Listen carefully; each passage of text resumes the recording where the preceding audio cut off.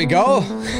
Few little technical issues this morning. I was trying to get things under control. There we go. There we go. Here we are. What's going on, everybody? Welcome to episode 217 of McRae Live. The date today is Thursday, August the 3rd, 2023, 2:19 p.m. Eastern Standard Time. Scream 7 has a director. Who should be the next Freddy Krueger? Are the rumors true that Blumhouse is involved? Those things have been kind of on social media as of late. What's going on with all that nonsense? What's going on? Let's talk about it today. We'll see who rolls on in. We'll see if anybody rolls on in. I don't know.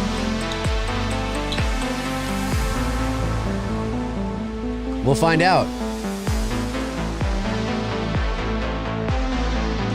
Yeah, I should have done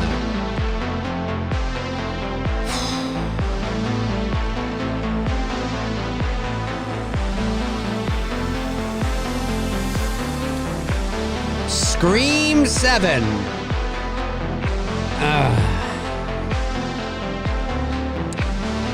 Maybe, what's his face? Forget his name now. Christopher Landon, that's it. Maybe Christopher Landon will inject some new life into the Scream franchise. I don't know.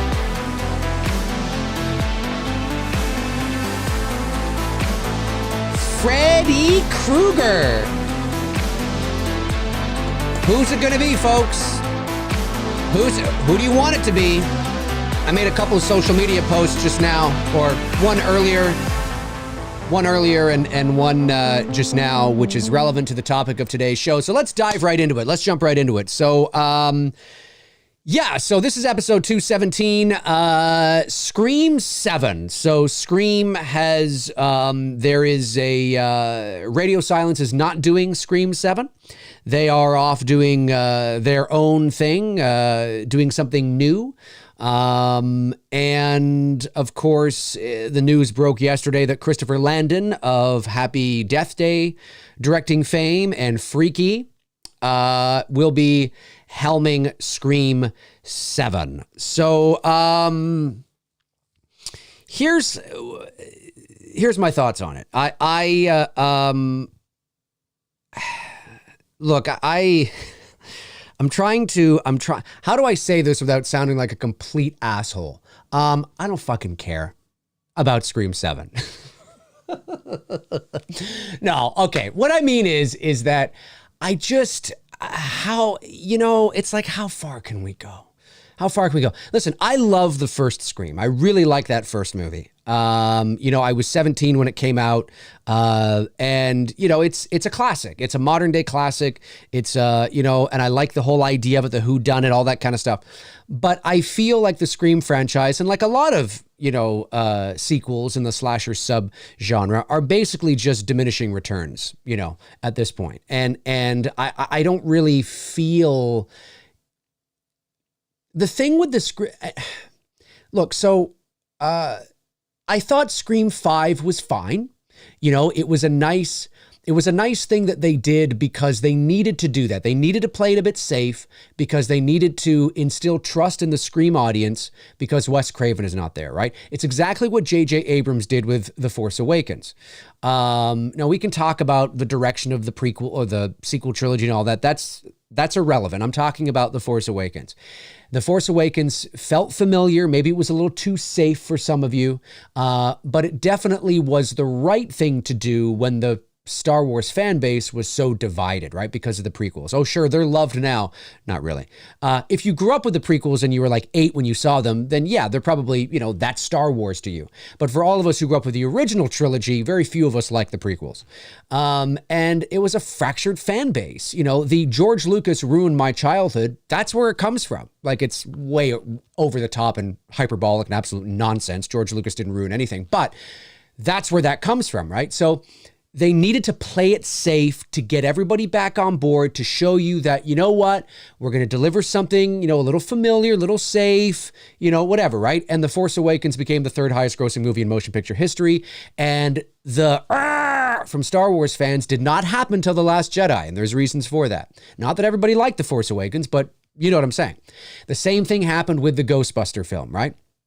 What are we going to do here? We had the 2016 movie, the whole, I don't know. Ivan Reitman's not directing, but his son is. So what do? They deliver what some people think is maybe a bit safe, nostalgic, maybe some of the greatest hits, but they needed to do that to still entrust in the fan base and get everybody back on board, right? There's lots of franchises that tend to do that. And I understand why they go in that direction. It makes sense. It makes total sense. So now Scream was no different, right? So here you have Wes Craven. Now, it's not for the same reasons, right? It's not like the last Scream movie, Part 4 in 2011, was a complete dumpster fire and an absolutely catastrophic failure. No, not at all. But Wes Craven is dead. And Wes Craven directed all 4 movies. And so I felt they needed to deliver, and I don't know, I wasn't in the writer's room, but I felt they probably needed to deliver a, safe Scream movie, right? Of course you're still pushing the narrative forward, but it's familiar, it's safe, it feels like a Scream movie, looks like a Scream movie, to instill trust in the Scream and horror audience that, hey, even though Wes Craven is dead, we got this. You know what I'm saying? And they were able to prove that. I thought Scream 5 was fine. It pushed the narrative forward, right? Dewey and, oh my God, him dying, whole thing. Of course, you have to do that. The Force Awakens, Ghostbusters Afterlife, they did that too. But it felt familiar and maybe a little safe, right? In terms of risks and all that kind of stuff. But it felt like a Scream movie. I didn't think it reinvented the wheel. I thought it was fine. Then Scream 6 comes along. And they set it in New York. And there was a few things they utilized. The subway scene was great. And, the alleyway scene, which is probably the best scene in the movie in terms of suspense, and they had the ladder across the, the 2 windows and all that kind of stuff. But this could have been in, anywhere. It could have been anywhere. I didn't, yes, you had the establishing shots of the skyline and it's New York now. But it was Scream, it was Scream. And that's not a bad thing. It's not a bad thing. As I've said many times, Scream has yet to have their Halloween resurrection, right? They haven't had that. You can point to sequels that are maybe better than if Scream 3 is the worst in your franchise, if Scream 3 is the worst in your horror franchise, well, then I'd say you're doing pretty fucking good. Do you know what I'm saying? But, I just feel like when I was watching Scream 6, and again, I'm not the world's biggest Scream fan, so this could be part of the reason why, I feel like the shtick's getting tired now. And I think it could be because maybe they're pushing, I like the idea of Sam, and I like the idea of her backstory and being Billy's daughter and all that kind of stuff. Maybe I want them to take risks that they're just not willing to take. Because Scream 6 was just another Scream movie. You know what I mean? And it got a little convoluted at the end there. And then people who should have been dead were not dead. And, all this kind of stuff. I don't feel, and part of the reason why too, and I've said this before, is that every Scream movie has a beginning, a middle, and an end, right? And what I mean by, every movie does, but I mean by that is that we find out who the killers are. The killers take 10 minutes to tell you why they're so evil. Okay. And then the good guys kill the bad guys. And that's the end of the movie. There's never a cliffhanger ending. That's why I was so hoping for a cliffhanger ending at the end of Scream 6, where we don't know who Ghostface is. I know it goes against formula a little bit, but as long as everything else about the movie was tight, I think that the audience would be like, oh shit, because you're so used to having that moment where, the Scooby-Doo moment, right? Where the mask comes off and the killers take 10 minutes to tell you why they're so evil. Every Scream movie has that moment, and then inevitably the killers die. And And, you know, you could never make another Scream movie at the end of every Scream movie, and I would never feel like I'm missing out on anything, right? Because there's never a cliffhanger moment where you feel like there's more to the story. And Scream 6 ended in a really cool way. You know, if you think about it, right, you have Sam, who's got her father's mask in her hand, and she made the choice to drop the mask on the ground and walk off with her sister. The cinematic language around that scene and the symbolism of what that means, that Sam has made a choice, right? She's got the mask in her hand. She could make the choice to, you know, don it, right? Or she could leave it behind. And she chose to leave it behind. I think actually it's a great ending. I don't think we need to go on again with them. And listen, they will always find ways to continue things, of course. And who knows, maybe Scream 7 will be the best one yet. But I'm just speaking as a casual Scream fan and letting you know, all you Screamers out there, that this is how I feel about it. Is that I mean, how long can we go? Well, I guess if you guys continue to watch them, they'll continue to make them. But I feel Scream's getting a little tired with the same formula beat for beat. It's not the same movie and the same story beats, but it's the same formula beats.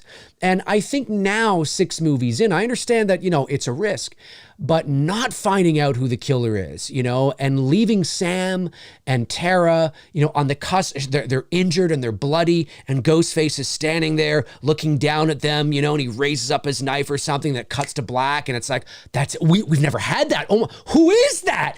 Who is that? Is it Stu? Is it this person? Is it that person? You know, who is it? Who is it? Right? That would have, for me as a casual Scream fan, that would have injected a huge amount of adrenaline into the story and been like, oh, okay, but you don't, in my opinion, you're not ruining the Scream sort of formula in a way. You're just adding to it and making it a little more interesting now, right? Oh, we've never had a Scream movie end on a cliffhanger before, you know, so that's how I feel about it.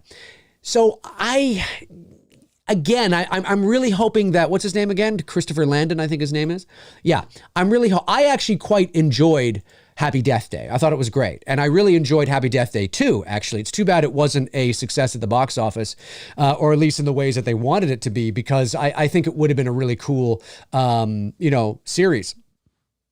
I haven't seen Freaky, but by all accounts, I hear it's, you know, really good, very much in the same sort of kind of vibe as, you know, the Happy Death Day films.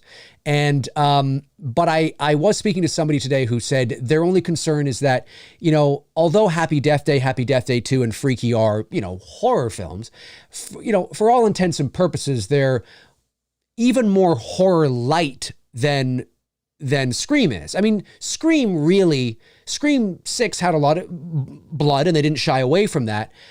But in comparison to like the darker installments of like Elm Street or Texas Chainsaw, or, you know, even the first Child's Play and, you know, the first Halloween, you know, and some of the more darker slasher films out there, the Scream movies are lighter. You know, they're not Happy Death Day light, but they're lighter. And that's because of the meta, self-aware sort of spoofy nature to the Scream films. Because it's a deconstruction and sort of this meta look at society, almost mocking in a good way, you know, in a fun way, you know, the whole idea of horror movies and, you know, all that kind of stuff. So there is a lighter tone to it. The question then becomes, as my, you know, friend was saying, will Christopher Landon be able to deliver on the horror? Because now that you've gone really, well, listen, Scream 6 was not like, oh, it was so dark. No, maybe for a Scream movie. But now that you've gone at least that dark with a Scream movie, for Scream, and that, you know, bloody for Scream, I feel now that you can't now go back. You can't now go back to just a regular Scream movie. You got to keep pushing the envelope. And I'll be curious, not that Christopher Landon obviously does not have the horror directing sensibilities to do that. I'm sure he does. Because there's moments in Happy Death Day that were kind of eerie and creepy, right? You know, Happy Death Day 2 is almost like sci-fi kind of comedy horror kind of thing. But I'll be really curious to see what he does with Scream 7 and what the story will be. Obviously Hollywood always finds way to continue narratives and things like that. And they no doubt will try to bring back, Jenna Ortega and Melissa Barrera, I believe her name is. I think it's Melissa, right? And that's great. I think you should go smaller. Like, here's something that would be really cool, right? So again, it's like maybe it's a movie where it's like 5 years later. And now again, before I give you my kind of idea of what I'm thinking, everything has to be properly motivated. It can't feel like it's shoehorned. It's all got to make sense, right? The story, the justification for everything's all got to make sense. It's all got to make sense. But I'm thinking on the lines of a casual Scream fan who just doesn't want to see the same thing over and over again. If you're a Screamer, then maybe you don't mind that because you don't want to step out of your comfort zone because you're worried that they're going to fuck it up and deliver a Halloween resurrection. And that's always possible. I mean, the longer they make these movies, the more that gets possible anyway, whether you're taking risks or not. But I would like to see maybe a situation where, you make a smaller film. So it's not like this massive ensemble piece, or maybe it's a smaller ensemble piece. So maybe it's maybe it's 5 years later and Tara and Sam, they're graduated now, they're working, maybe one's married. I don't know. It's a while. It's a while. And they get together with a few friends and they go up north to like a cabin or something like that. Do you know what I mean? And maybe it's like winter or it's like fall or something. So it's kind of cool and shit goes down up there. It's like, who is this ghost face that tracked them down? Is it one of their other two friends that's with them?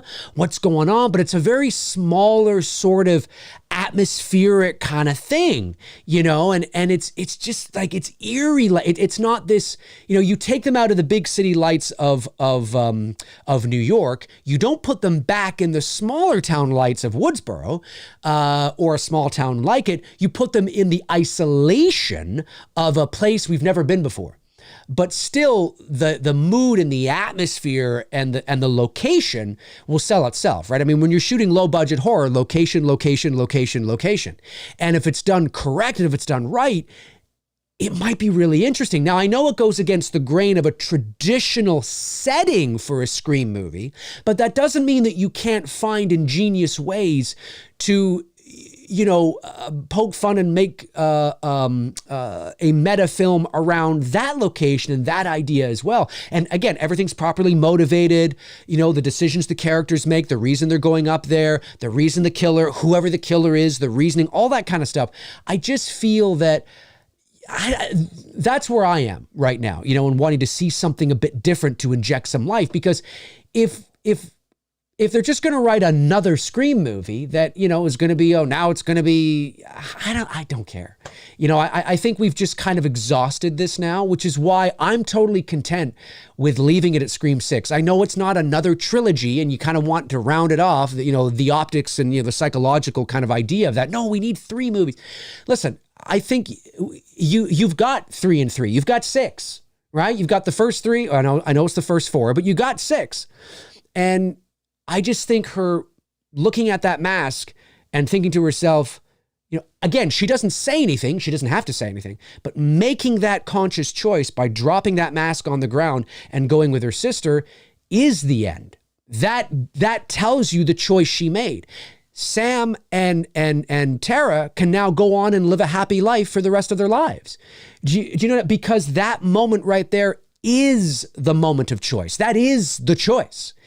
And I almost feel that's why I wanted 6 to end on a cliffhanger, to roll into 7, because maybe, or maybe it ends where, on a cliffhanger where it's like she is going to make that choice to go to the dark side. You know what I'm saying? Like, that's interesting to me. Just recycling the same stuff over and over again. Because like right now we have no reason to believe that Scream 7 will not be Sam and Tara, friends again. One of their friends is, psycho. Something happens. It'll be connected to the original, and we'll have 10 minutes at the end where the Scooby-Doo moment comes off, and then it ends. And I just feel there needs to be a little something.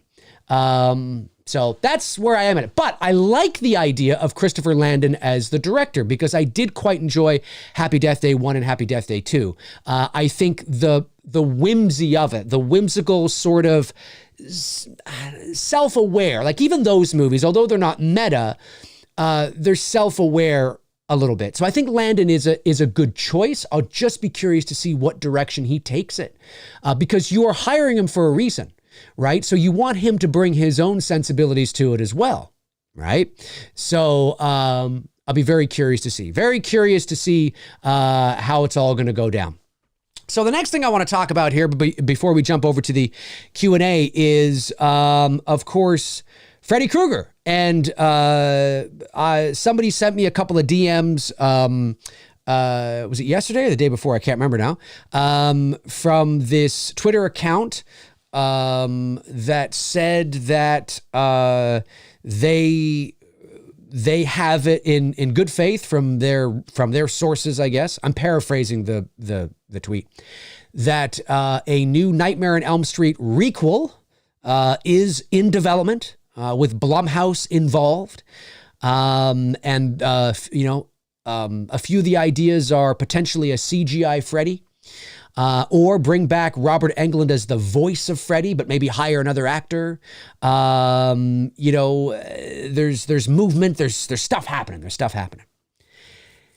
I've never heard of the account. I don't know who this individual is. And I'm not here to say that this individual is incorrect. That's not what I'm here to say. I don't know. I don't know the individual. I don't know whether they're correct or not. I can only speak for myself and my experience.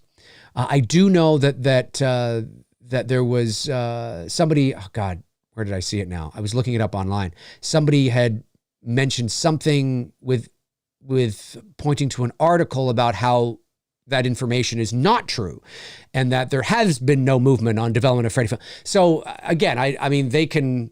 Whoever those two people are can hash it out and fight all they want. But I have not been involved in the Freddy scooping like I was in the Halloween side of things. But here, before I jump into sort of my thoughts on Freddy Krueger, let me just reiterate again. I did do a whole McRae live on this like a couple of years ago, but I feel very passionately about this topic because I grew up in a media family. I'm very familiar with journalism and sources and all that kind of stuff. For those of you who don't know, my dad, who passed away in 2011, at one point in his life was one of the top writers in Canada. And he was a journalist for 40 something years. He wrote in news and sports and all that kind of stuff. Like I said, I have photos of my dad with the Beatles on the wall here, Robert Kennedy, Burton Cummings of the Guess Who, my mother and father with Liberace. It looks like they're on some boat. I don't know, because he's got a lei around his neck. But so I grew up in that. And so I learned a lot from my dad, and you can't grow up in a media family and not be involved in the whole sort of sphere of the lingo, the language, and all that kind of jazz. Now, I never wanted to go into journalism personally. I was much more interested in movies and performing and all that kind of stuff.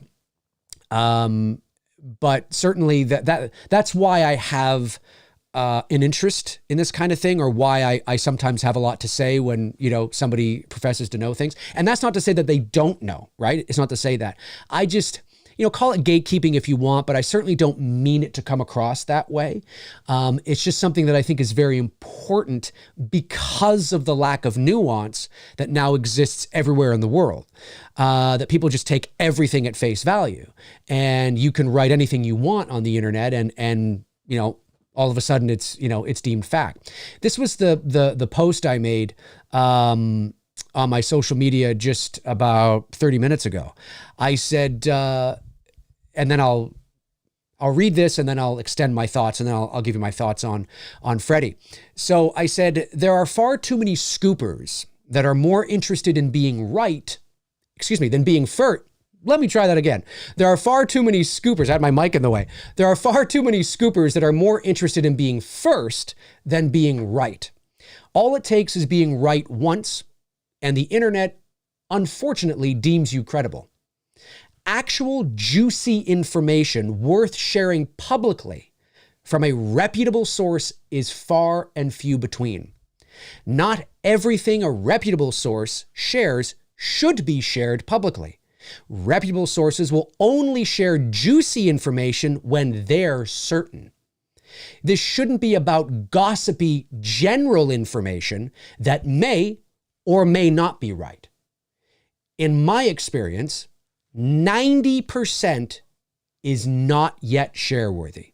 Notice I said not yet share-worthy. That doesn't mean that it won't become share-worthy, but 90% of information is not yet share-worthy.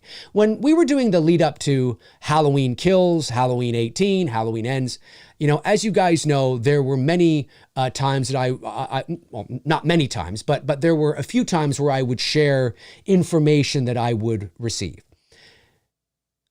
You would be astonished at the amount of information I would receive.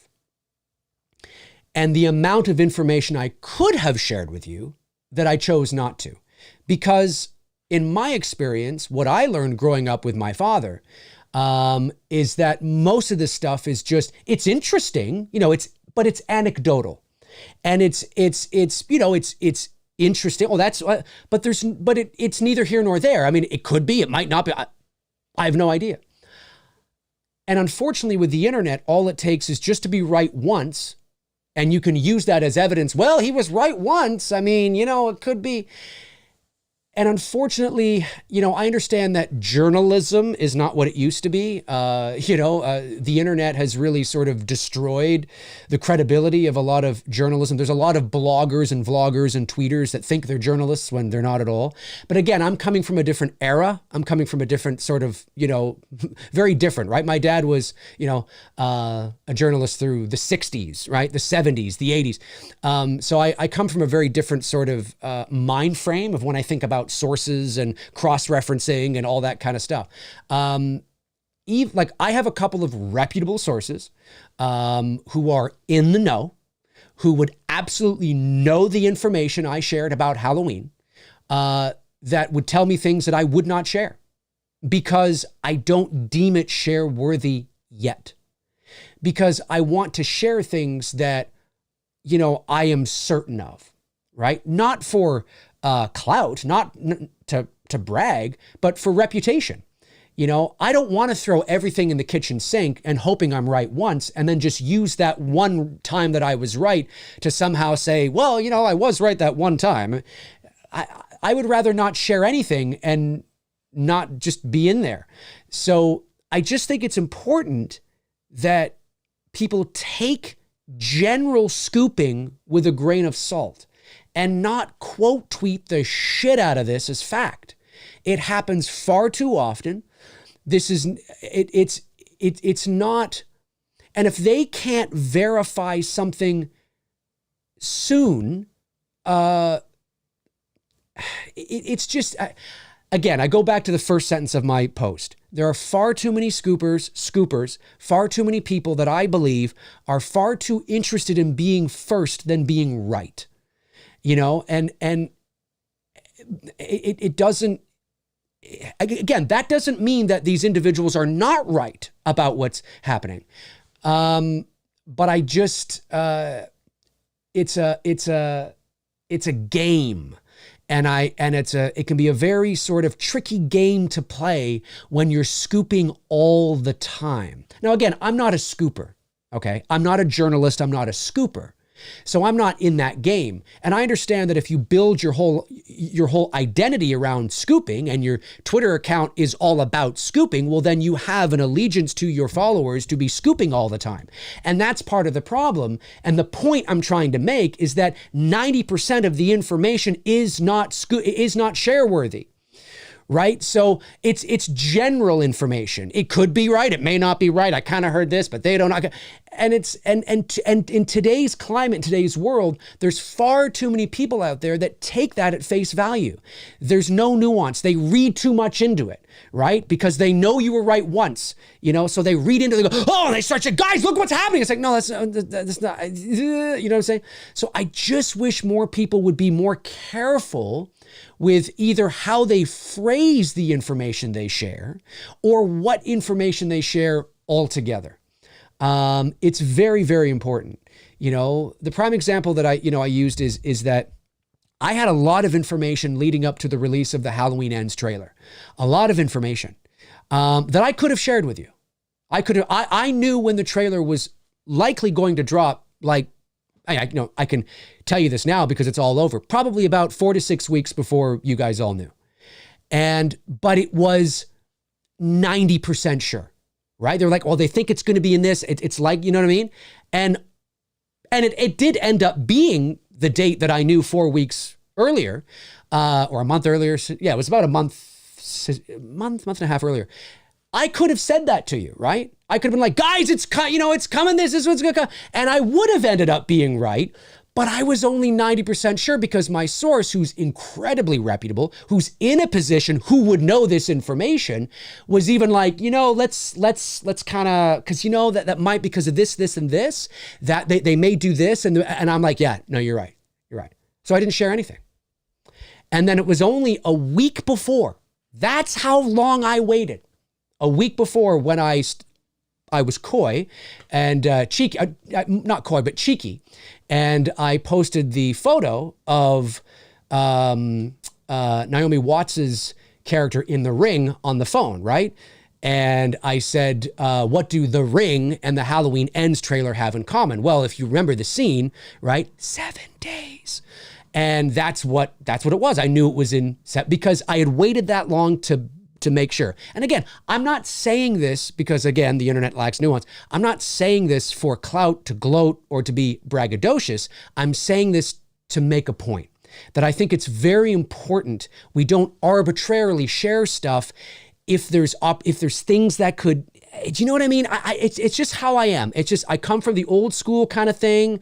And it's just, I just feel that, there's nothing wrong with sharing general information, but let's share it as that this is what I'm hearing, but I don't really know, or, this, like, just kind of, there's got to be asterisks around these things, because I think far too many people throw stuff at, and just hope that they're right. And like I said, all it takes is at once. And it's incredibly important, and then, so yeah, and then of course, as I said, the Ends trailer, actually, I tweeted the Ends trailer was coming 3 hours before Jamie Lee Curtis did. Which is kind of cool because that obviously helps me out, but that's how long I waited. Now, again, I'm not a scooper. That's not what I do. That's not my identity. And I understand that these scoopers that's what they do. They're just scooping all the time. But I just feel we gotta be so careful here. Do you want to be first or do you want to be right? And we got to be careful. We really got to be careful. And that's not me saying that these individuals about the Blumhouse Freddy thing are not right. I'm not saying they're not. I don't know. I'm not in that. I haven't gotten scoops about that. I have no idea. Okay. But I did read an article today that's kind of now countering that. And that's my point, right? Is that, if they were not 100% sure, then they should not have shared that information, and that's just how I feel about it anyway. So again, I'm not coming down on anybody. I'm not saying they are wrong. I'm not saying their sources are idiots. That's not what I'm saying. So don't put words into my mouth. Don't say that's what I'm saying, because it's not what I'm saying.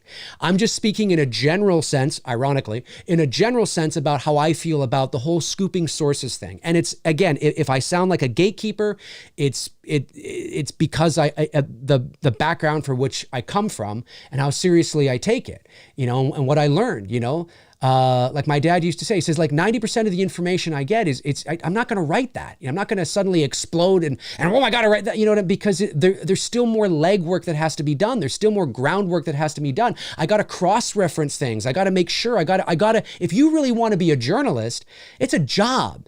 It's like you're getting into the weeds and nitty gritty. You don't just have one guy who just happens to know a guy and that guy shares information with that guy and he shares it with you. And all of a sudden that makes you a journalist. Maybe it does nowadays, but I don't think it should. There's a lot of work that goes in that because reputations matter, right? Being reputable matters. And so anyway, That's how I feel on that. In terms of who should be the next Freddy Krueger, I will say that, and like I made a post today. Let me read my tweet today. I've been making posts. I've been making posts today. I can't even talk today either. All right, let me go over to my social media. My Twitter. Where's my Twitter? Oh God, I'm still not used to the X. I keep looking for the blue bird. Anyway, all right. So this is what I said today in regards to. Oh, hang on a sec. Oh, there we go. Okay. This is what I said today in regards to Freddy Krueger. Okay. I said the next Freddy Krueger doesn't have to be an actor who looks like they could be the next Freddy Krueger. I'm more interested in unknown character actors, not necessarily recognizable stars that have either played or look like they could play evil characters. Robert Englund was a relatively unknown actor with a very unassuming appearance who played a sweet alien on V before he tore Tina to shreds in 1984. It's impossible to know the direction and tone a reboot will go just yet, which will largely dictate the tone of the character. And because of that, an unknown, brilliant character actor with depth and range that feels out of left field, like Robert in 1984, intrigues me. So I firmly believe that. I understand why people, I have too many tabs open. There you guys are. I understand why there's the Kevin Bacon thing, but that thing really only caught steam because Robert Englund suggested it. That wasn't coming, organically from the fans. Robert Englund suggested it, and then all of a sudden it caught on like wildfire, and now everybody's like, I think it should be Kevin Bacon, but nobody organically came on, up with that on their own. It was because of Robert Englund. And I'm not saying he's wrong. I'm just saying, that's where it came from. I do think that Bacon's too old. He's 65. He could be 66 or 67 by the time the movie. He could be knocking on 70 by the time that, this film comes out. So, no, I'm not a Kevin Bacon guy. I don't think it should be.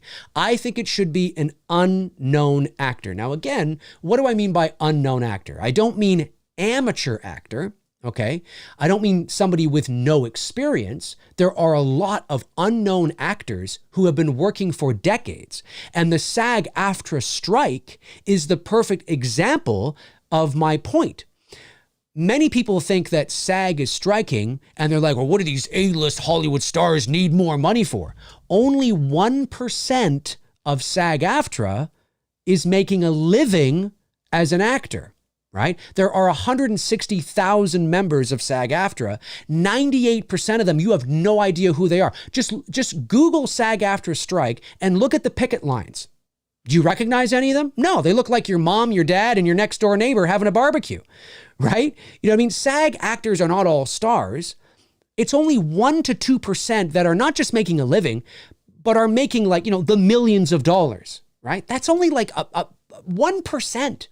The vast majority of the union are just, your supporting actors, your background, not your background, but your supporting actors and your guy number one. And, they've been working for decades.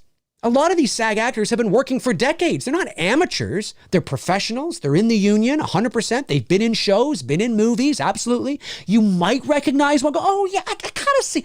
Yeah, I think that guy played the cop in that show that I, you know what I'm saying? That's who the vast majority of SAG is. And so I think in casting, and I'm taking myself out of the equation because I do know that my viewers have been very nice in supporting me to be the next Freddy because obviously of Dylan's New Nightmare and all that kind of stuff. And I will say that, listen, if that ever came to be, if the opportunity ever came up where I was in the conversation and taking a phone call, of course I would take that phone call. I would love to be in the conversation 100%. But removing myself from the equation for, a moment, I think it's important that whoever it is an unknown actor, which I would fall into, right? I've been a professional actor for 22 years, right? On the voiceover side of things, the vast majority of my career, I started out as an on-camera actor in the early 2000s, and then I fell into voiceover in around 2004. And so I've been working in the entertainment industry for 22 years. But in terms of like pop culture, zeitgeist, no, I'm nobody, but I'm not an amateur, right? So it's important I specify that because I know that for some people, I think the term unknown makes them think that they're just going to grab some guy off the street or something. And that's not what unknown means. Unknown actor just means they're not a household name.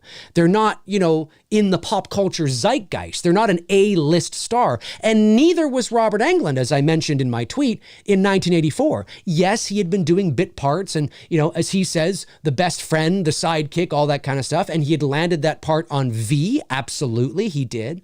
But he wasn't a household name. He wasn't an A-list star. He wasn't a well, I don't know if he was. I don't know. Maybe he was, but I don't think it would have been from acting. Who knows? Maybe he was in real estate or something. I don't know. But he was a nobody. And he also wasn't what Wes was looking for. Wes wasn't looking for a young 36-year-old guy with blonde hair who looked like a surfer on fucking Malibu. He wasn't looking for that guy, right? He wasn't looking for him. Right? There's no, and he was playing a sweet, cute, nice alien on V. It's not like he was playing some bad guy on V, right? But Robert comes from the theater, right? He's a classically trained actor, right? He's got a lot of range. He's a performer. And so he was able to convince Wes that he was the right man for the job. And now we can't even imagine anybody else that could play him. Right? So I believe that's the approach that must be taken. That it's not like, I know some people say, what about the actor that played, what's his name? I forget the evil guy's name now in Stranger Things season 4, Vector, whatever his name is. And it's like, sure, but you're judging that. And I get it. You're judging that because he has a Freddy Krueger vibe. And that's the point I'm making, is that I don't think it should be anybody like that. And I'm not saying that he couldn't do the job.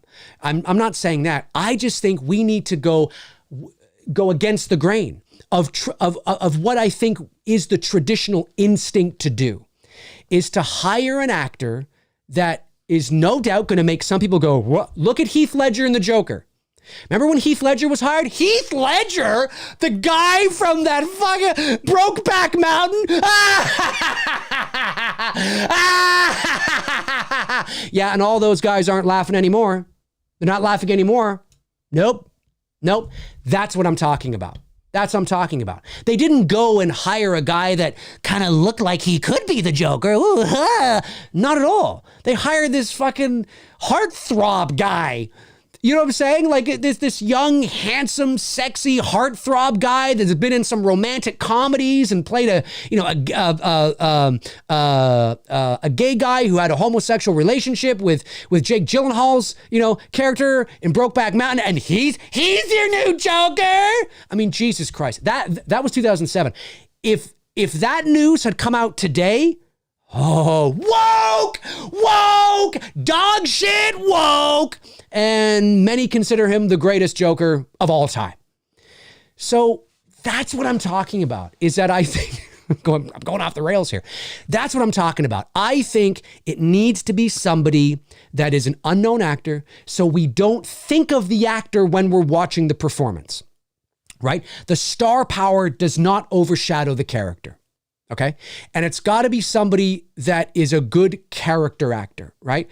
That has some great range, and understands the character of Freddy and all that kind of stuff. Now, who that is, I don't know. But I don't think it should be the guy from Stranger Things. I do not think it should be Kevin Bacon. I do not think it should be Bill Skarsgård. He's Pennywise. It's too much. Yeah, but he could do it. Yeah, but there's lots of people that could do it. That's my point. But no, it's too much. I want Steve Johnson. I want Will Carroll Ron. Like some name and you're like, who? Yeah, who? Exactly.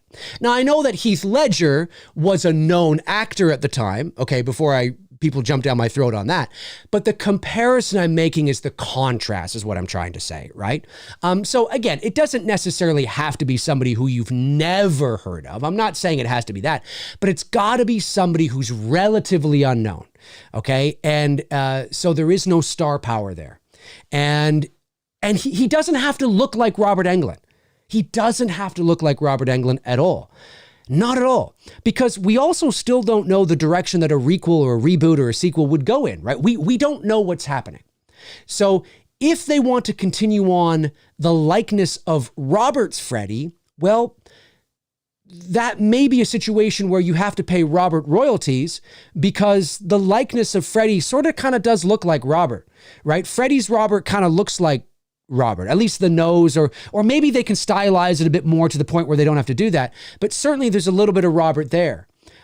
So to avoid that, to avoid having to pay Robert, the next installment of Freddy may look different. For cost. I mean, they may have to come up with a different look, same style, but tailored more to the face of the new actor. I don't know. I'm not saying that. I'm just saying that that's one option. You look at what Nora Hewitt and Cecil and everybody involved in Dylan's New Nightmare were able to do for me. I mean, I look nothing like Robert Englund. I don't look like Robert Englund. I don't look like him at all. I don't have the same face shape. I don't have the same face, the same face, the same shaped face, the same shaped nose or anything. But you look at me in the makeup and, well, yeah, that looks like Freddy Krueger. Because that's the makeup, right? The mold and the cast was built and designed and constructed to look like that. So you don't have to have an actor that looks like Robert Englund to play Robert Englund's version of Freddy. You don't have to have that. And you don't have to have an actor that look like some of the suggestions that people make are, actors that look like they're not emo, but like, they have that kind of, that darkness about them and that sort of, horror. Even they don't have it at all. You don't need that at all. You don't need that at all. Remember, Robert Englund, the happy alien on V. You know what I'm saying? Like, you need an actor. You need an actor, a good character actor with great range. That's who you need, in my opinion, who understands the nuances and the idiosyncrasies of the character of Freddy and is able to bring that character to life. That's who you need, because in my opinion, that's what I would like to see. I would love it if they announced, Bill Johnson, like some name, and I'm like, oh, no. That doesn't mean that the actor is going to be able to do it and that we're going to like it, but we would hope that they would do their due diligence, they would audition, they would vet exactly what they did with, Robert Englund, of course, back in the day, and that this turned out to be the man for the job. And I would want to see, as a producer, I would want my casting director, I would want to see a bunch of unknowns. Again, not amateurs, right? Not newbies. That's not what unknown means. It means people. It means the vast majority of actors, basically. The vast majority of actors are unknowns. I mean, really, when you look at sort of, the percentage of actors that are known to you and all the actors that are not, the vast majority are unknown. And unknown doesn't mean that you don't remember them from somewhere or you don't know them from someplace. It just means not an immediate household name. Like I say Tom Cruise, I mean, I'm talking about, right? So, it's very different. Very different. So that's how I feel about it. I really, again, I'm taking myself out of the equation. Obviously, I would love the opportunity to showcase what I could do if I ever had that chance. I would love it. I would just to have the opportunity to be even in the discussion or the conversation would be pretty darn cool. I am fully confident that I could absolutely do the job. And I think you guys will too, after you see Dylan's New Nightmare. But of course, and I am a professional that I do work in the industry. So, I do have representation. And so it's entirely possible that you never know, maybe something like that'll happen. Who knows, right? But that being said, the competition is incredibly fierce and it all depends on the direction and the vision that the director has. Right. And I just may not be the right fit for whatever reason. Right. And so, the probability of me being the next Freddy is very low, not because I'm not talented or I couldn't do it, but just because it's show business and the competition is fierce. There's a lot of great people out there, a lot of stunning, amazing performers out there. So it's always, it's always a crapshoot, at the end of the day. Right. But whoever it is, that's what I feel. That's what I would be looking for if I was tasked to write and direct a new Nightmare on Elm Street, is somebody that is unknown. But again, not unknown like we didn't do our due diligence. We just half-assed it. No, we did our due diligence in the same way. We're just not looking at reputable names. We're not looking at names you would know. We're looking for that talent that's yet to be discovered in a big way. We're looking for that diamond in the rough. We're looking, oh, hey, this guy's fucking good. This guy's good, dude. This guy's good. And you also know something? It'll be a lot cheaper. I don't mean you don't pay them well, but I'm just saying paying Kevin Bacon is a lot more expensive than paying Dave McRae. I'm just saying, right? So, I mean, obviously, if the film is a success and in come the sequels and the merchandise, well, obviously things change a little bit, but I think it's one of those situations where that's what we need to do for the success of the franchise and for the longevity of the franchise. I don't think you need to bring back Robert Englund. He has said many times that he's too old. I know some people have said, get an actor and then he can do the voice. And it's like, yes, but Robert's voice is, I don't think you need to do that. I really don't think you need to do that. And I think after you see Dylan's New Nightmare, you'll agree with me. And I'm not trying to, I at the very least, and this is what I said at the Q&A for Dylan's New Nightmare. I said, at the very least, I hope my performance in Dylan's New Nightmare, at the very least, proves to Freddy fans around the world that somebody else can do it. Right? It doesn't have to be me, right? Because the probability is low that it will be. Although you never know. But the probability is low, right? So, but I hope at the very least, it will show that it can be done. It can be done. Cecil said to me that there was a guy that came up to him after the screening at Mad Monster, and he came up to me and he said, I'm paraphrasing a little bit, but he said, I just want to say that, I really liked your movie and, it was really good. He says, I'm a huge Robert guy, but that was pretty good. And so Cecil shared that with me. And of course, that was his way of being like, okay, yeah, that was fucking awesome. I mean, if a Robert or nobody guy is saying that, that's pretty cool. But again, at the very least, I hope my performance shows you that it can be done. Somebody else can do it and do it justice, right? And so I don't think you necessarily need to have Robert do the voice. I think those are people that think that Robert has to be involved in some sort of way or it's going to fail. Okay, we'll just get some other guy to do this and we'll get Robert to do the voice. And it's like, nah, I truly believe you don't need to do that. I truly believe you don't need to do that at all.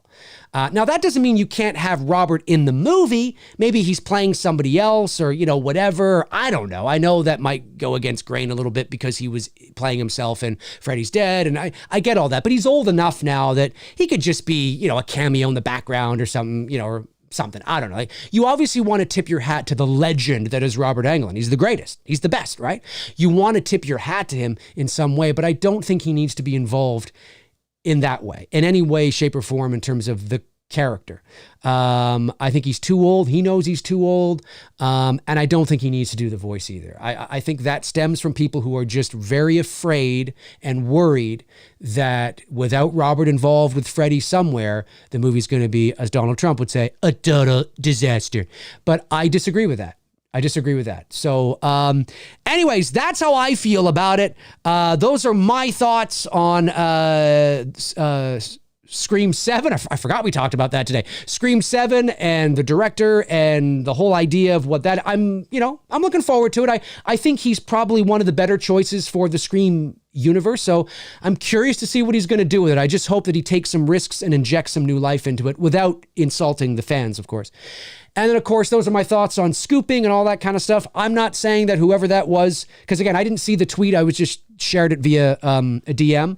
I'm not saying that they're not reputable and that they don't know people. I'm not saying that. I'm just saying it's just a reminder. I'm just reminding people out there of how to think about these types of things, because it's so easy to, glom onto something and spread it like wildfire. And then the next thing you know, it's all over the place and people are talking about it as if it's fact. And so when these things come up, when I get reminded of this stuff, and again, it's only because of how I grew up. I feel very strongly about this kind of thing. So those are my thoughts on that. And those are my thoughts on who I think should be the next Freddy, not any particular actor. You notice how I didn't label a particular actor. I didn't say, well, this person or that person, because I don't think we found them yet. Again, if it's not me, which it probably won't be. But I'm just saying, I don't know. Now, maybe you can jump into the comment section below and let me know who it would be for you. In terms of unknown actors, that you're like, that might, but again, they don't have to be somebody that's done horror. They don't have to be somebody that's got a Robert Englund look or a Freddy look or he's got kind of a horror kind of face. It doesn't have to be that. Robert Englund looked like some surfer dude from Malibu. He said that many times. He looked nothing like what Wes was looking for. Absolutely nothing like what Wes was looking for. And here he is, one of the greatest iconic horror villains in the history of motion pictures, right? So that's what I think, is I think we don't be afraid to step out of the box. I mean, look at Robin Williams, right? Look at the immense talent of Robin Williams, and look what he did with 1 Hour Photo, or his great performance in Awakenings, there's lots of, now he's obviously an A-list actor, and rest in peace, Robin Williams. But the point I'm making is that you don't have to be a horror actor or have done horror before to be considered, in my opinion. Your last movie could be a bunch of comedies. I sincerely mean that. I think for a lot of people, it's again, when you're not an actor or you don't know kind of how it works, I think it's hard for people. They need to be able to see it before they consider it. And listen, that's why you audition, right? That's what the audition is all about, is so you can see it before you consider it. But I would go after some unknown, really great character actors, with great range and great performance. Maybe people from the theater. I wouldn't mind seeing some people from the theater, from Broadway, from the stage as well, 100%. Or actors who have a lot of theater experience. That's another way that I might go if I was a casting director. I might want to see some people from the theater as well. So that's what I'm talking about when I think that what the search should be for the next Freddy Krueger. All right, let's jump over to the chat room and see what you are all saying. I know one super chat came in at the very least. Let's start the conversation. Send in those super chats, send in those questions. Let me see here. Super chat from Josh McKenna sends in $9.99. Thank you, Josh. And says, I vaguely remember someone accidentally said it's me, Gabriel, instead of it's me, Billy. Yes, that's true. Were they joking? I don't know. I don't think so. How in the world did they get Gabriel from Billy? How can they screw that up that bad? I don't know, Josh. Your guess is as good as mine. I have no idea how somebody like that would screw that up. Josh is referring to he's referring to one of my hate mail videos, I guess, from a long time ago, where I had said that. I had said that, I was reading some hate mail, and they had mentioned it's me, Billy, but they said it's me, Gabriel. I think that's what it was from, right, Josh? And yeah, I don't know how they made that mistake at all. Really, I have no idea. I have no idea. Let's see. What's everybody saying? What's everybody got? What's everybody saying? Frank Riker says, I hope they film Scream 7 and the USB drives get a virus and infects the whole theater system showing it.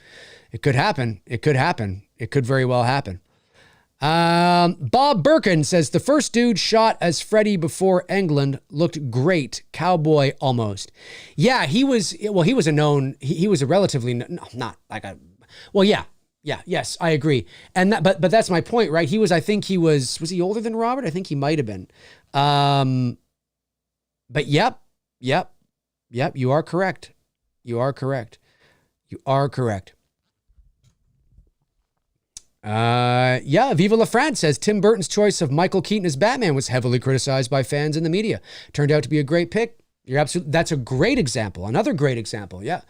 You're right. You're absolutely. Listen, if the internet had been around 40 years ago or 35 years ago, yeah, the same kind of, it happens all the time. Without fail, it happens all the time. You know, look at people, Ben Affleck is Batman. Oh, Ben Affleck's the best Batman of all time. I mean, like, you know what I mean? I don't get it. It happens all the time. I don't know if it's because they're too close to the project and they can't see the forest through the trees and they got their DC Marvel rose colored tinted glass. I don't know. But, you know, a lot of the times when I hear of casting news, I'm like, yeah, that makes sense. And I'm like, oh, that's interesting. Yeah, I could see that. Or, you know, that has potential. There's never, like, when Heath Ledger was cast as the Joker, I was like, interesting. Yeah. Like, I wasn't like, whoa. I just, you know, I mean, anyway, I'm going to go off on a tangent, but it is what it is. It is what it is. Evil Alex says, Dave, if they reboot Nightmare, you want prequel with Fred, the child murderer before he got burned, or the classic Dream Demon story already? I would love to see, you know, I mean, obviously they want to get Freddy on the big screen. I get it, but I just don't know what you do that you haven't done already, that you will just continue to do the same thing over again. I would like to see an Elm Street series. I think it gives people more, there's more of an opportunity to let the story breathe, because you can tell a story over, you know, 8 or 9 hours as opposed to 90 minutes. And I think that's one way you could go. You could go back and tell the story of how Freddy became Freddy, and that might be interesting. Or you can, I mean, like I said, I mean, maybe I'm a bit biased, but what Cecil is doing right now with Dylan's New Nightmare and extending and broadening that world, I can't tell you, but the ideas and the direction of where this thing could go is really interesting, really intriguing, really fascinating. And if I could spill it and tell you the ideas, all you Fred heads out there would be like, oh my fucking God, that's amazing. And I can't, though, because, you know, want to keep it under wraps. But that is it, and it brings it all together. Former actors, the whole, like, it's so well done. And I could see that being a series, you know, and fleshing that out over the course of you know, a couple of seasons or something. I could totally see that.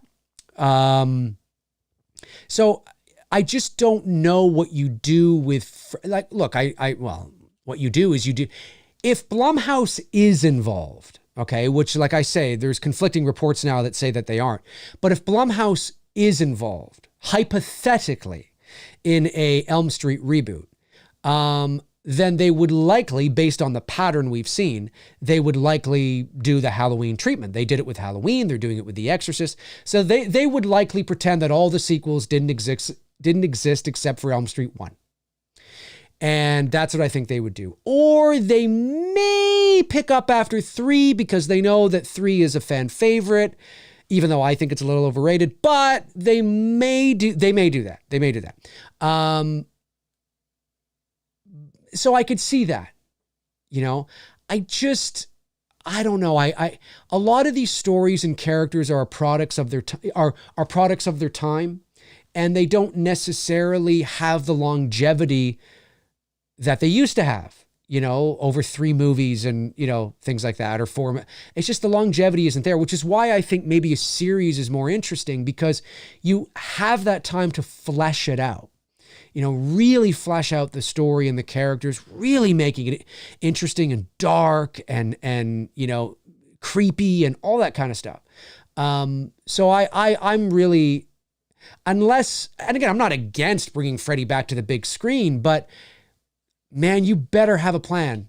You better have something that makes sense, because they're not going to want to bring him back for one movie. They're going to want to bring him back for as many movies as they possibly can.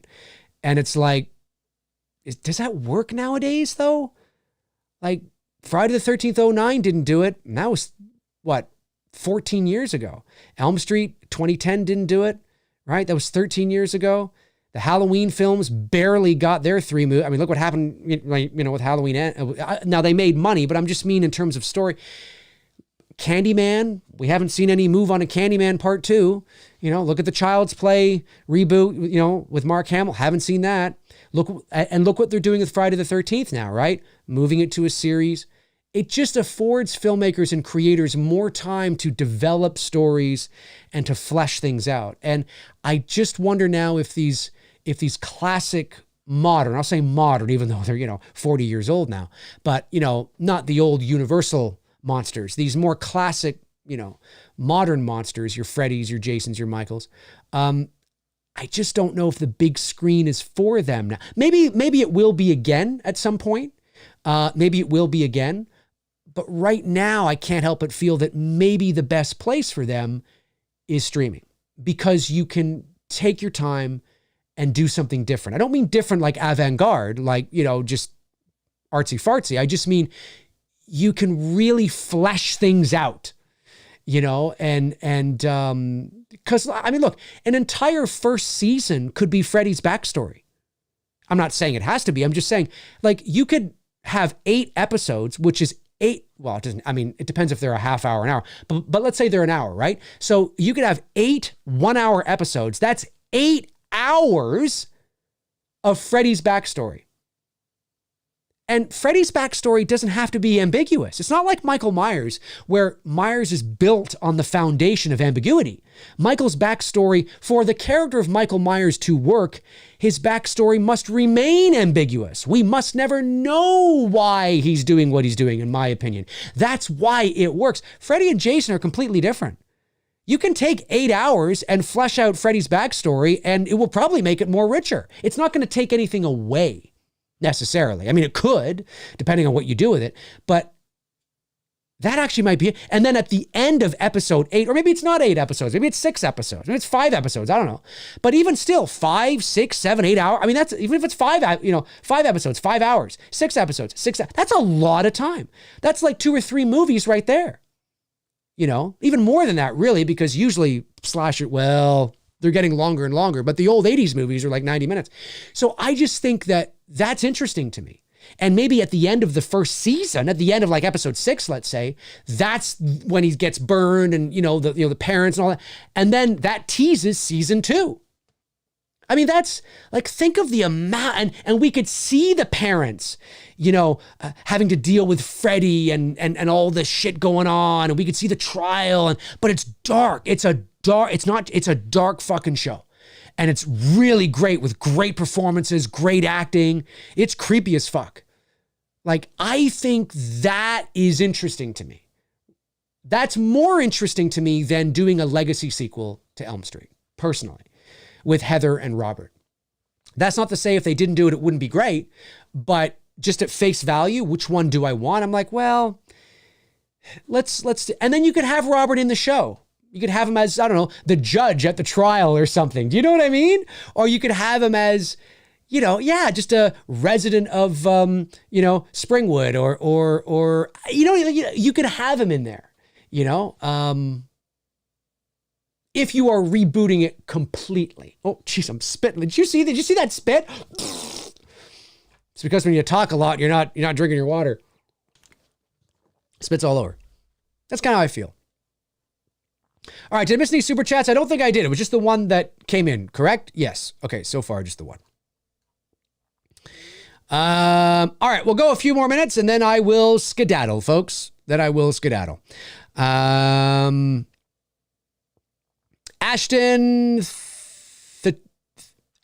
the Chosen One says, I don't think I've ever seen a horror slasher movie over 1 hour and some change. Yeah, you're right. Do you think we should ever like a 2 or 3 hour slasher? Well, whether you like a 2 hour or 3 hour slasher is up to you. That's subjective.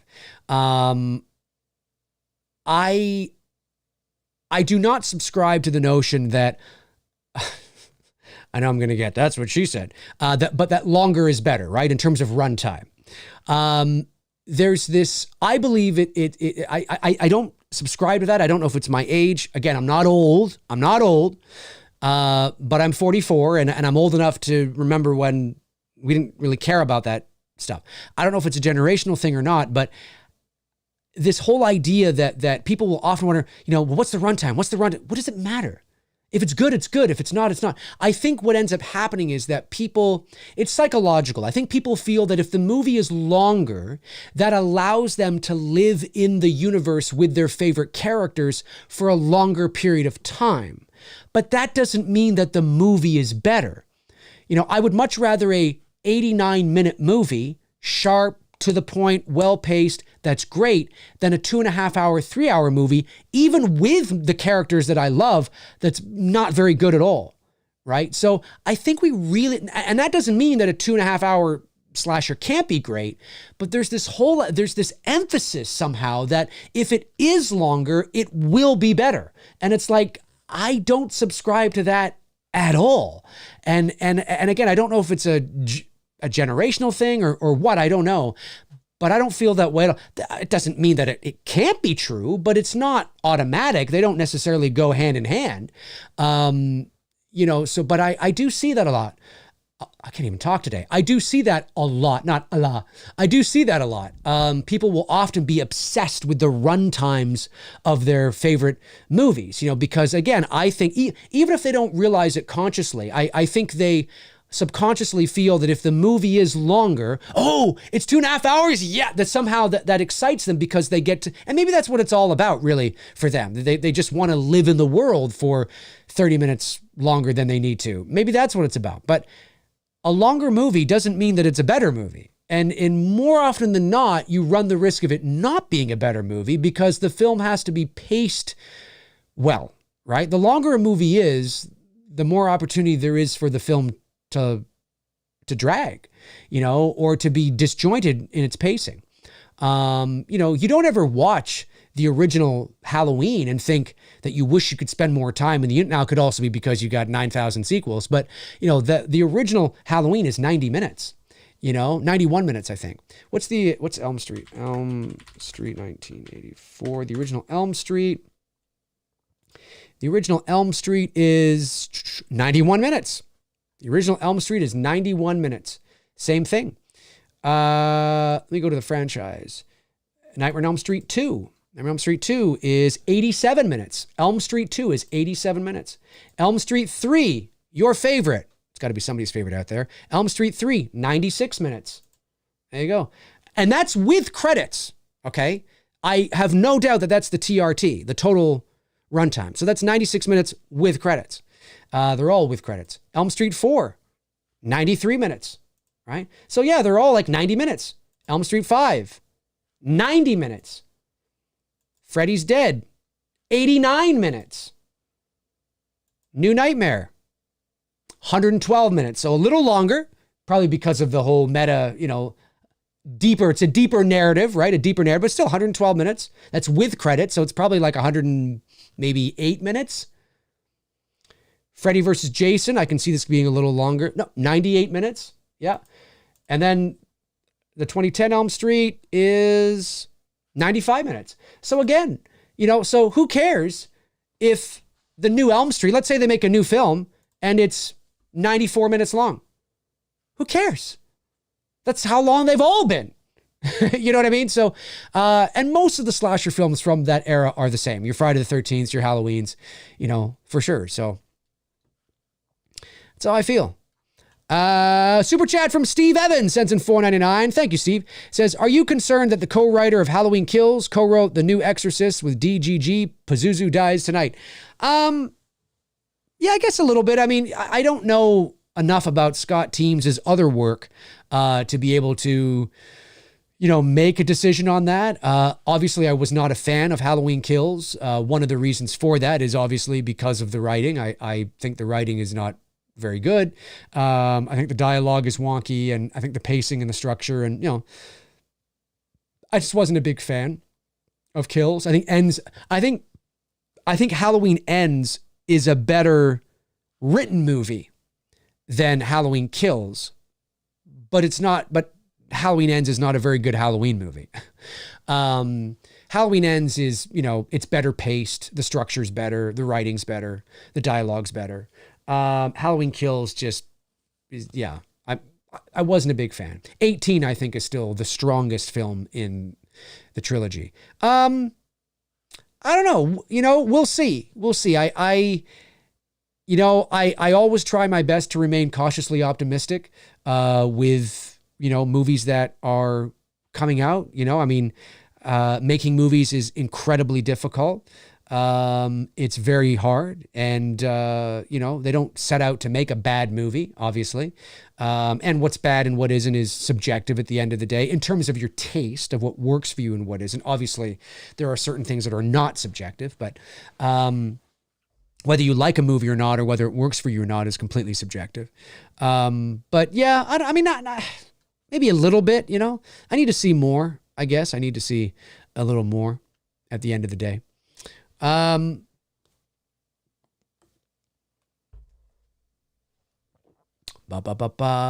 yeah, that's Sebastian says, will Linda Blair even want to put on the makeup again? No, I don't. Why would she need to put on the makeup again? Do we know that it's not her that's possessed? It's those two other little girls that are possessed. So I don't think Linda Blair will ever have to wear the makeup again. It's unnecessary, Sebastian. It's not, she's not, she was cured. I mean, unless the story is about her being possessed again, then maybe, yeah, then she'd probably have to, don the makeup again, I guess. But I don't think that's necessarily going to happen. I don't necessarily think that's going to happen. All right.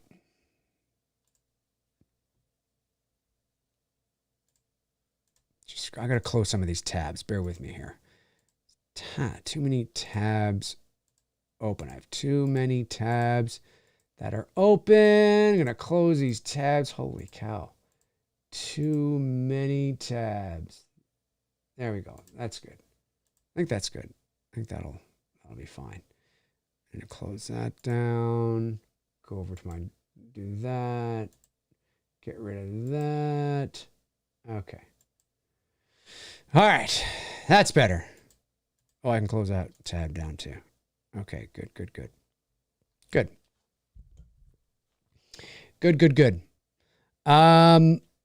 Brooke Scarlett says, next gen, he's part of the writing team for The Exorcist. Next gen, he's part of... Oh, you're talking to somebody else. I see what you're saying. Yeah. I would see that. Tokyo Convertible 92 says, I didn't mind Terrifier 2 because it was entertaining throughout. I'm surprised I liked it with the gore, but I did. Well, yeah, I mean, it's the Terrifier films, who knows what Terrifier 3 will be like, but the Terrifier films are schlocky, and not schlocky because that might imply that they're not well put together. I don't mean that. I mean, like there's a gimmick to them, right?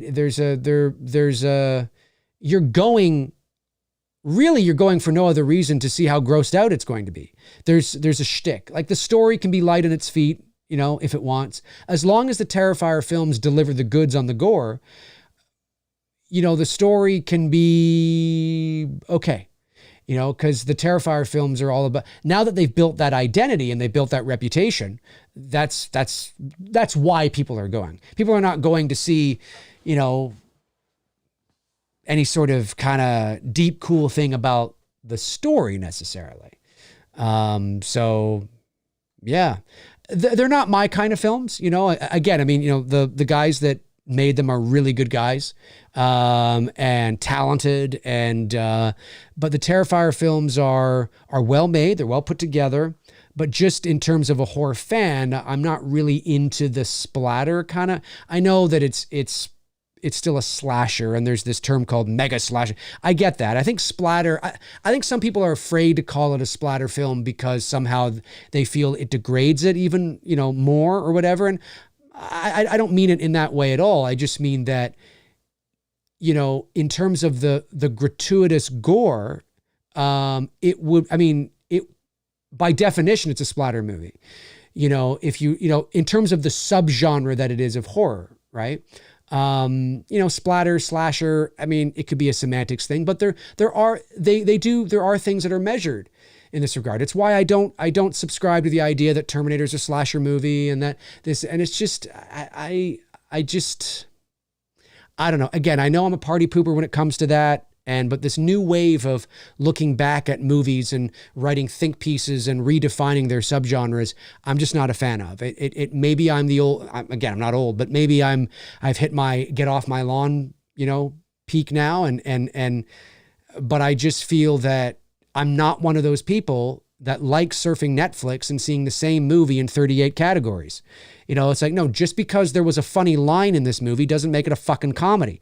Just because somebody cried in this movie doesn't make it a drama. Just because somebody screamed and got scared doesn't make it a fucking horror. Stop putting the same goddamn movie in 38 categories. Like, I can't stand that. But they do that to fill out their categories, to make them seem like their libraries are thicker and bigger and deeper than they really are. Thicker, bigger, and deeper. That's going to get taken out of context.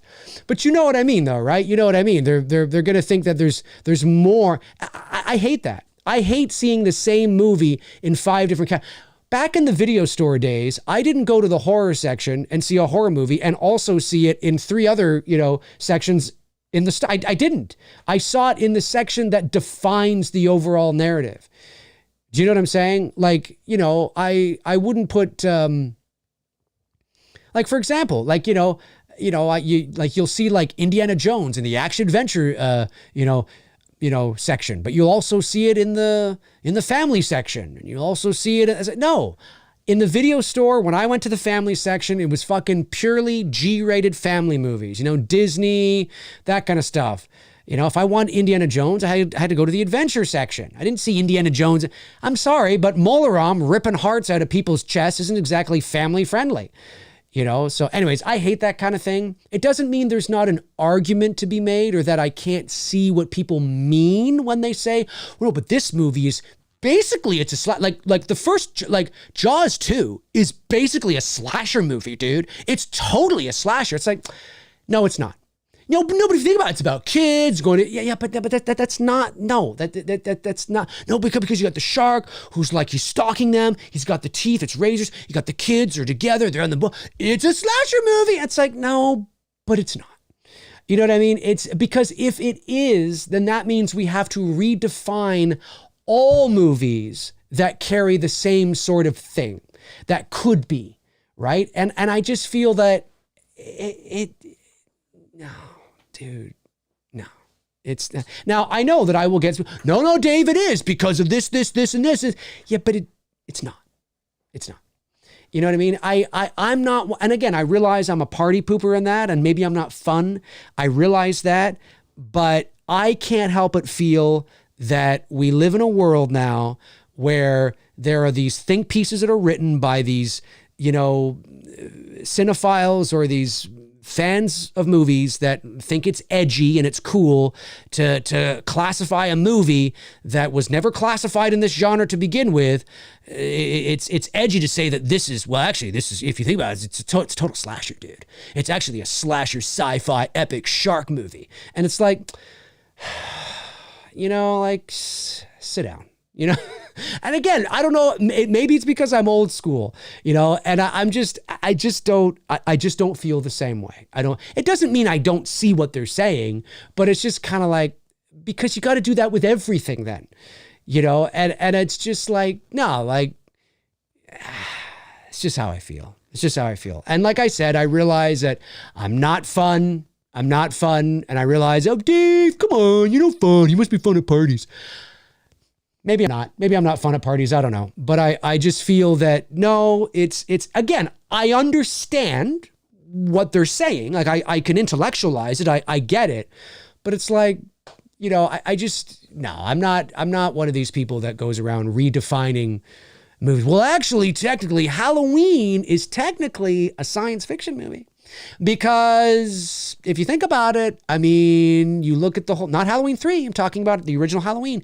It's a science fiction film if you think about it, because there was that moment when he literally disappeared, like totally right in front of her eyes. He's standing there. She didn't blink or turn away. He disappears. Like, that's like fucking, that's like fucking science fiction. I'm telling you. So therefore, it's kind of like this horror slasher, sci-fi, thriller, psychological drama in a lot of ways, because if you think about it, you got the drama between, Ben Tramer and it's like, stop!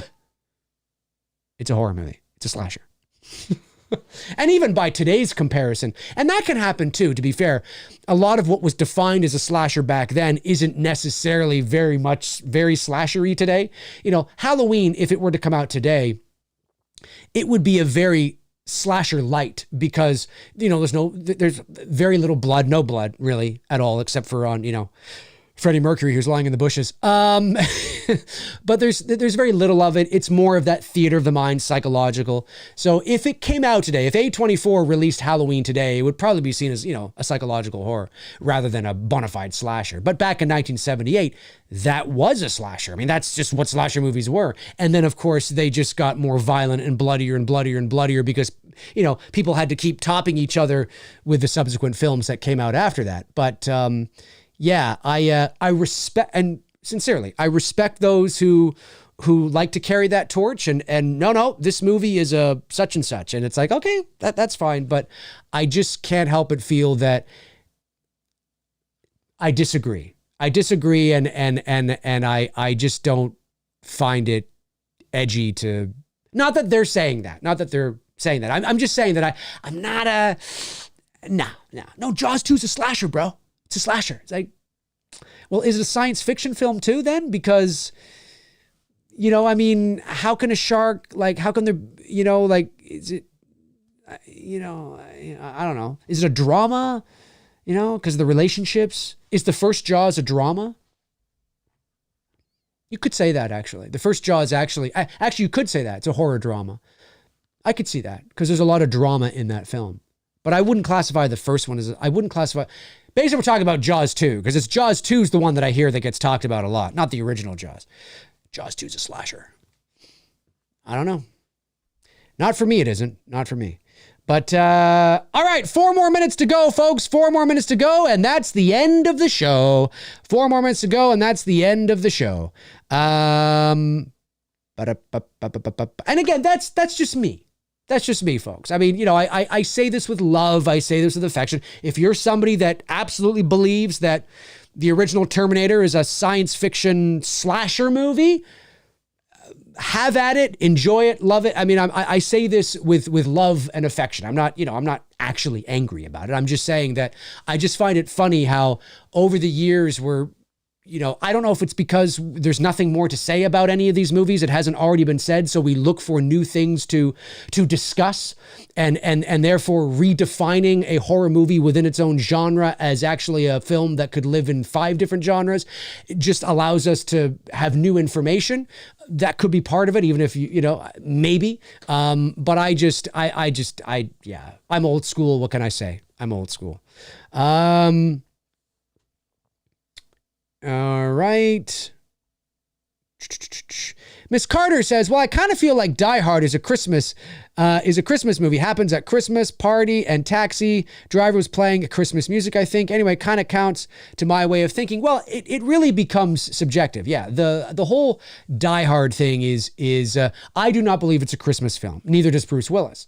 The Die Hard is a Christmas. Here's why, in my opinion, this is why the Die Hard Christmas thing took off.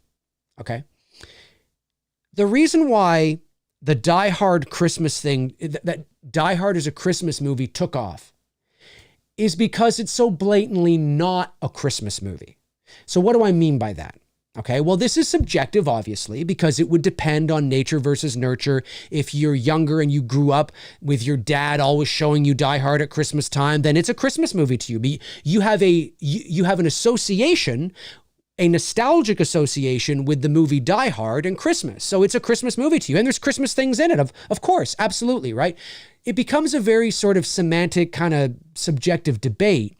But where I think it stems from, like the origins of it, and I have no concrete evidence of this, but this is what I think has happened here over the years, especially because of the internet, is that what we see as a Christmas movie traditionally are when the message and the morals of Christmas are built into the narrative of the story. It's a Wonderful Life, Miracle on 34th Street, One Magic Christmas, Christmas Vacation, The Santa Claus, like really Christmas movies where the Christmas season, right? The Christmas season is, and the morals and the messages of the Christmas season are, play an integral role into the arc of the characters, into the arc of the character or main characters in what they learn and what is important. So you'll often find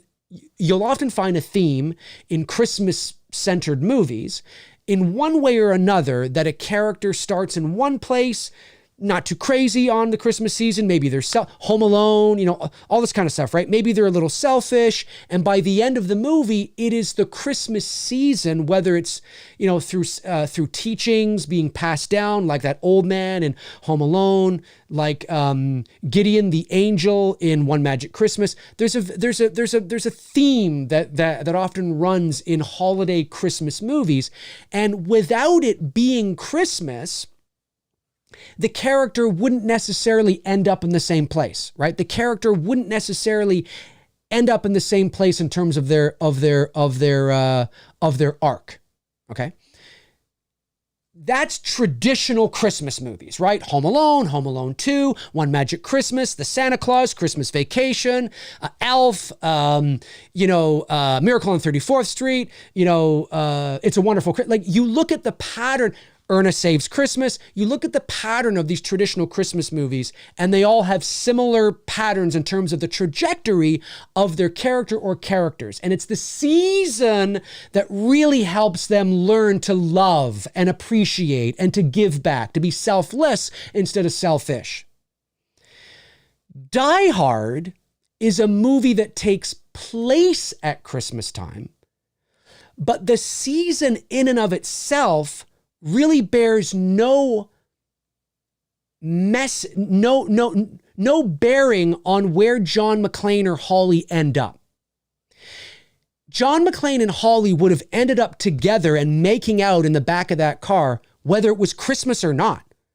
John McClane just saved everybody's fucking life. That movie could have happened in July, the month the movie was released, but the story could have happened in the month of July, and the same thing would have went down. I mean, you would have changed a few things, like, okay, maybe there wouldn't have been a song, there would not have been a Christmas song on the radio.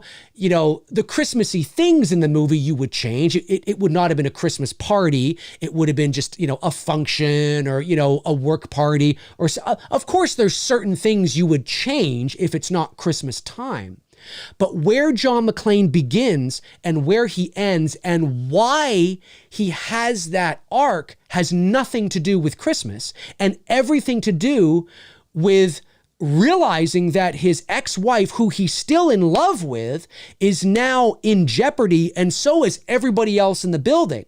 Well, you switch that to March 1st or to July 15th, and John McClane and Holly still would have been going home to bang. Do you know what I'm saying? Like, the season, like the Christmas season, has no real it's a nice backdrop, right? For funny things like Now I Have a Machine Gun, ho, ho, ho. Absolutely. There's a nice ambiance. There's a nice cozy feeling to the movie because it's Christmas time, but it's not really a Christmas movie in the traditional sense of what Christmas movies traditionally are. Now, that doesn't mean you can't break away from tradition, but that's why I think I don't know who it was, but that's why I think somebody somewhere thought it was funny to say that Die Hard's a Christmas movie, because what action movies are Christmas? Generally speaking, Christmas movies are not action movies with people dying and being shot and blood squibs going and all, and all that. That's not what Christmas movies are. The violence and the blood, and the I think it was rated R, right? Like, generally speaking, that's not what a Christmas movie was or is, right? When you think of Home Alone, Home Alone 2, you think of the traditional Christmas movies, the love, the sweetness, a selfish character becomes selfless and all that kind of stuff. And so I think somewhere along the way, somebody thought it was funny to say that because it's ironic, because it's not a Christmas movie traditionally, right? And then it just caught on like wildfire. And now everybody just says it's a Christmas movie because it takes, but if Die Hard is a Christmas movie, then you have to, if Die Hard is a Christmas movie, then every movie that takes place at Christmas is a Christmas movie, which is not true. Is Lethal Weapon a Christmas movie? Right? You know, are every other movie that just so happens to be set against the backdrop of the holiday season, but isn't necessarily focused on Christmas, a Christmas movie? You know, like where does it end? Where does it stop? And where does it end? And so that's why I don't consider Die Hard a Christmas movie, because the trajectory of John McClane's arc as a character would have ended up in the same location at the same spot, whether it was Christmas or not. He would have learned the same things, whether it was Christmas or not. The Christmas season is fun.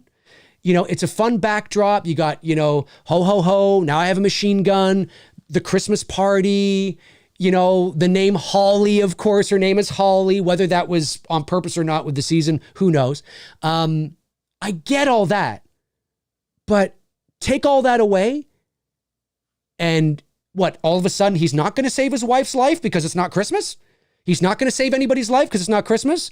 Holly's going to be like, thanks, John, really appreciate you saving my life, but you know what? It's not Christmas time, so I was going to go home and bang you and make out in the back of that car, but since it's not Christmas, I think I'm just going to go home. No, it would have ended up the same way. And I know at the end credits, you have, well, the weather outside is frightful, but the fires.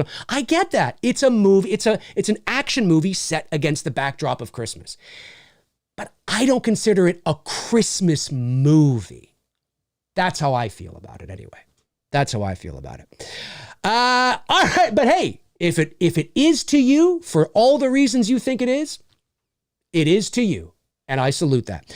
All right, folks, listen, that's going to do it for me here on episode 217 of McRae Live. Hang on. There's one super chat that came in from where Nomad has gone before. He says, Linda Blair already did makeup again, repossessed. Oh, she did? Oh, I didn't know that. Where did you hear that? Where Nomad, you got to supply a source. I did not know that if she did. I heard that she was just an advisor on the first film and she comes in maybe at the end or something. I had not heard anything about her being repossessed. That is weird for some reason. But anyway, send me a source, a credible source now, not Billy Bob's movie blog. And maybe you're onto something there. Maybe I haven't heard anything about that, but you could be right. You could be right. All right, folks, that's going to do it for me on episode 217 of McRae Live. Thank you to my great moderators, Frank Riker, Tabitha Shore, Darren Sands, Chris Baber, Cody Snyder, and Andrew Stevens for doing what you guys do. Really appreciate it. Thank you to the few super chat questions that came in and really appreciate that so much. All right, folks, that's going to do it for me. Have a great rest of your Thursday and I will talk to you soon. Cheers.